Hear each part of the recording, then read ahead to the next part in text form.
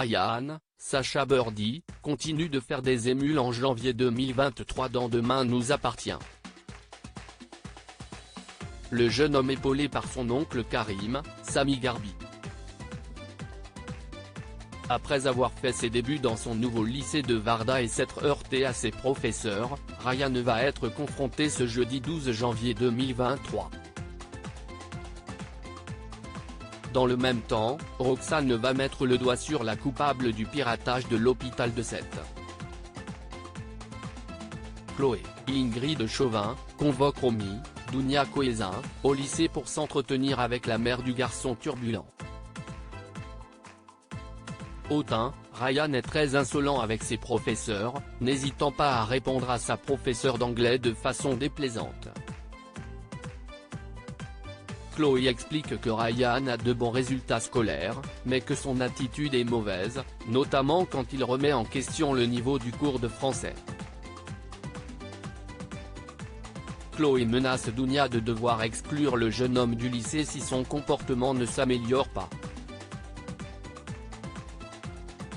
La confrontation avec Karim, Ryan explose la mère de famille désemparée, redoutant ce possible départ de Ryan, en parle à Karim et manifeste son inquiétude.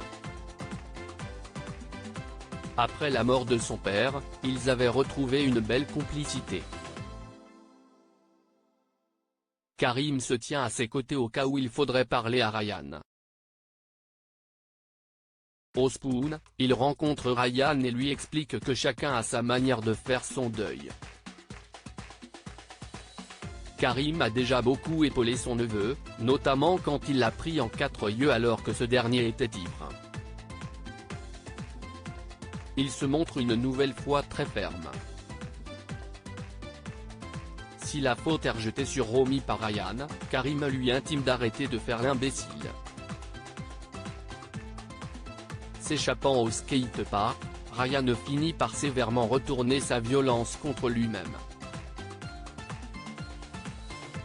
Il s'inflige des gifles et fond en larmes. Au lycée, Adam est provoqué par Ryan, mais Charlie humilie Ryan en public par une blague. Ce denier s'en va. Roxane connaît le hacker, Mélissa Blin-Roxane, Raphaël Volkov, va, par ailleurs, dévoiler son ex-petite amie Mélissa. La jeune policière apprend à Aurore, Julie Desbazac, que le pirate informatique est Mélissa Blin, son ex-copine. En analysant le virus dans le serveur de l'hôpital, elle a découvert une ligne de code que les deux femmes avaient inventée 2 ans plus tôt. Elle explique à Aurore avoir ghosté Mélissa, sans lui laisser de nouvelles.